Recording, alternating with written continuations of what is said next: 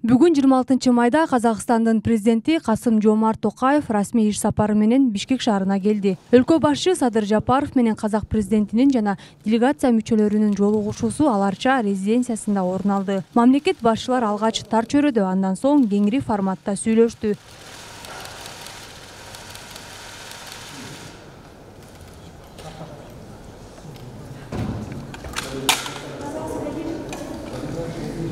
Эки тараптуу жолугушууда кыргыз-казак биргелешкен өз ара аракеттенүүсүн өнүктүрүүгө багытталган 13 документке кол коюлду.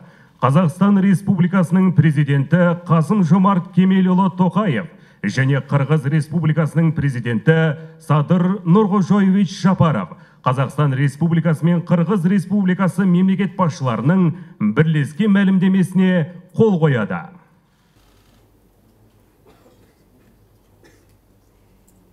Соңунда эки өлкөнүн президенттери биргелешкен билдирүү жасашып, Садыр Жапаров бүгүнкү сүйлөшүүгө канаттанганын билдирди.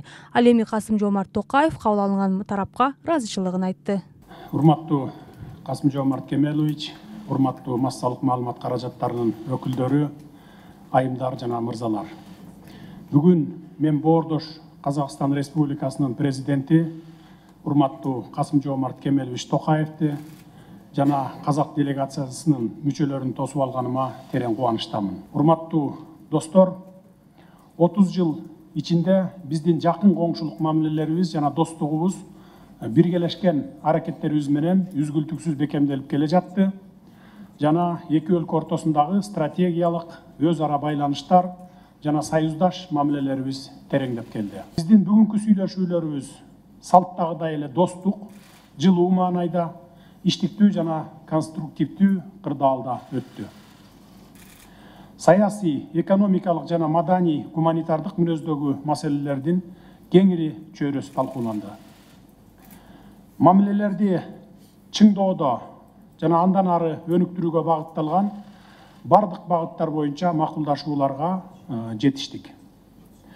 Алардын ичинен эки тараптуу мамилелерди мындан ары тереңдетүү жана стратегиялык өнөктөштүктүн жаңы деңгээлине чыгаруу максатында 2003 жылдын 25 декабрындагы союздук мамилелер жөнүндө келишимди жаңылоого макулдашууну өзгөчө белгилеп кетким келет.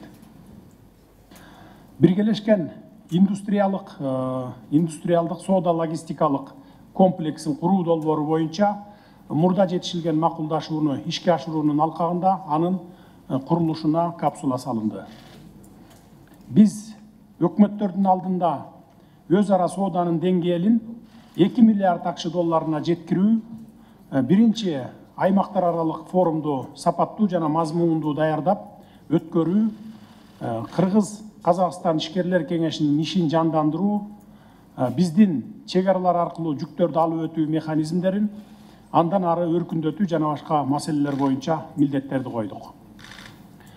Товарларды жана жүктөрдү Казакстан аркылуу өткөрүү маселеси боюнча чек арадагы тыгындарды болтурбоо жана бул маселе боюнча мурда жетишилген макулдашууларды аткаруу үчүн бардык күч аракетибизди жумшоо келишимине келдик.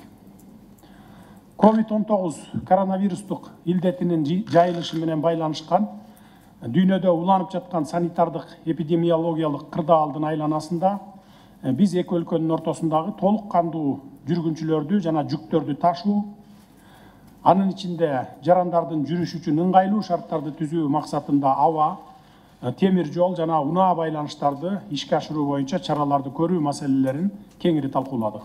Кыргызстан менен Казакстан позициялардын окшоштугун жана азыркы кездеги геосаясий кырдаалда аймактык жана эл аралык мүнөздөгү жаңы чакырыктарга жана коркунучтарга, анын ичинде терроризмге, экстремизмге, уюшкан кылмыштуулукка жана баңгизаттарды мыйзамсыз жүгүртүүгө каршы күрөшүүдө биргелешкен күч аракеттерди консолидациялоо зарылдыгын дагы бир жолу ырастайбыз. Кыргызстан жана Казакстан эл аралык уюмдар менен иш алып барууда бирдиктүү аракеттерди карманышат. Дипломатиялык мамилелердин түзүлгөн мааракелик жылында Казакстандын борборунда жана башка шаарларында Кыргызстандын маданият күндөрү өтөт. Бул эки тарап үчүн маанилүү иш-чараны өткөрүү тарыхый, маданий мурастарды жайылтууга жана гуманитардык байланыштарыбызды өнүктүрүүгө салым кошот деп ишенем. Бүгүн Касым-Жомарт Кемелович экөөбүз казак элинин улуу акыны, агартуучу, эки элдин даңазалуу инсаны Абай Кунанбаевдин эстелигин ачуу аземине катышабыз. Жакынкы арада Нур-Султан шаарында улуу эпосубуздун баатыр каарманы Манастын эстелигин ачуу пландалууда. 2022-2023 окуу жылына Казакстандын жогорку окуу жайларында окууну каалаган Кыргызстандын жарандары тандалып алынды. Тизмеге казак тарап бөлгөн 50 орундук квота боюнча өтүштү. Бул Касым-Жомарт Кемеловичтин жеке демилгеси болгон. Бул чечимге ыраазычылыгыбызды билдирип кетемин. Жакынкы мүнөттөрдө Бишкекте Аль-Фараби атындагы Казак улуттук университетинин филиалын ачабыз. Сөзүмдүн аягында өз ара аракеттенүүлөрдүн түрдүү чөйрөлөрүндө эки тараптуу мамилелерди мындан ары тереңдетүүнүн так багыттары камтылган, биргелешкен билдирүүлөрүбүздө чагылдырылган сүйлөшүүлөрдүн жыйынтыгы менен Кыргыз тарабы канааттангандыгын баса белгилейм. Ең алдымен мені Бишкекке ресми сапармен келуге шақырғаны үшін Қырғызстан президенті Садыр Нуркожоұлы Жапаровқа ризашылығымды білдіремін. Сондай-ақ қонақжайлығы үшін Қырғыз халқына алғыс айтамын. Қазақтың Қырғыз елімен тарихы тамырлас. Біз бауырлас халықтарымыз. Қазақстан мен Қырғызстан арасында дипломатиялық қатынас орнағанына биыл 30 жыл толды. Ынтымақтастығымыз стратегиялық серіктестік және одақтастық рухында дамып келе жатыр. Көп жақты ықпалдастықты жаңа деңгейге көтеру екі елдің ұлттық мүддесіне сай келеді. Бүгінгі сапар қарым-қатынасымызды нығайта түсуге тың серпін беретіні сөзсіз. Садыр Нуркожоұлы келіссөздердің нәтижесі туралы жаңғана толығымен айтып өтті. Бір қатар уағдаластыққа қол жеткіздік. Біз сауда-экономикалық байланыстарды нығайтуға баса мән бердік. Қазір әлемдегі ахуал күрделі, өте құбылмалы екенін білесіздер. Осындай қиын кезеңде күш жұмылдыру аса маңызды. Қазақстан Қырғыз елінің негізгі сауда және инвестиция саласындағы серіктесінің бірі болып табылады. Былтыр өзара тауар айналымы 1 миллиард долларға жетті. Келіссөздер барысында біз бұл көрсеткішті 2 миллиард долларға жеткізуге келістік. Қазақстан соңғы 15 жылда Қырғыз еліне 1 миллиард доллардан астам тікелей инвестиция құйды. Оның ішінде әлеуметтік маңызы зор жобаларды бар. Жалпы экономикалық ықпалдастықты одан әрі өркендетуге әлеуетіміз жетеді. Біз сауда көлемін жақын арада 2 миллиард долларға жеткізуге келістік. Бүгін сауда логистикалық индустриялық кешенінің негізі қаланды. Бұл қадам өндірістік байланыстар мен сауда саттықты жандандыруға жол ашады. Жалпы өзара сауда айналымын қысқа мерзімде едәуір ұлғайтуға мол мүмкіндік бар. Біз өнеркәсіп өнімдерін және басқада тауарларды Қырғызстанға экспорттауға дайынбыз. Бұған Қазэкспорт компаниясы қолдау көрсетеді. Қырғыз елінде Қазақстанға шығаратын өнімдері аз емес. Осы орайда қолда бар мүмкіндіктерді барынша пайдаланамыз деп уағдаластық. Сондай-ақ азаматтардың шекарадан өтуін жеңілдетуге баса назар аудардық. Жүк тасымалы рәсімдерін жетілдіру жайын пысықтадық. Соңғы жылдары бұл бағытта бірқатар ауқымды іс-шаралар атқарылды. Былтыр Қордай бекеті жаңартылып, жолаушыларға сапалы қызмет көрсетіле бастады. Басқа да бекеттерді жаңғырту туралы келісімдер бар. Басты мақсат шекарадағы тексерістерді азайтып, көлік кептелесін жою. Осы ретте мен цифрлық технологияны енгізудің қажеттілігі орасан зор екенін атап өттім. Бұл жұмыс екі ел үкіметтерінің ерекше бақылауында болады.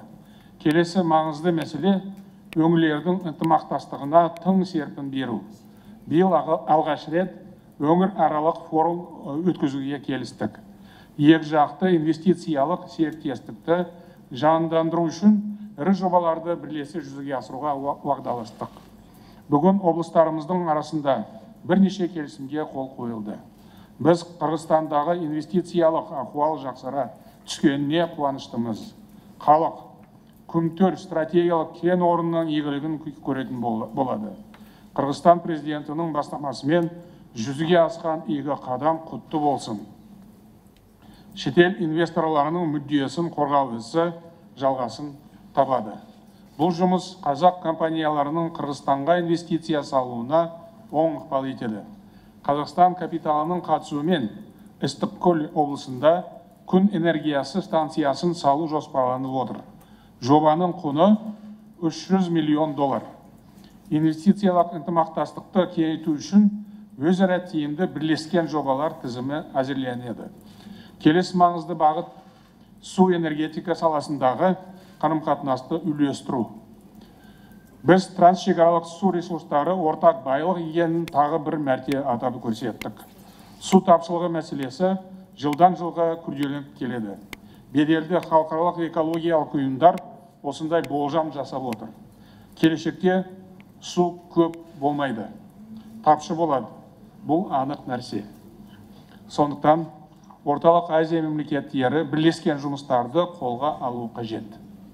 Екі елге ортақ өзендер әрдайым жұртты жақындастыра түсуге дәнекер болу керек. Қазақстан барлық міндеттемелерін толық орындауға және маңызды жобаларды бірлесе іске асыруға дайын. Біз мәдени-гуманитарлық байланысты нығайтуға ерекше мән бердік. Соңғы жылдары рухани байланысты жандандыруға бағытталған көптеген іс-шара атқарылды. Бұл қуанарлық жағдай. Былтыр осында Қазақстан мәдениетінің күндері табысты өтті.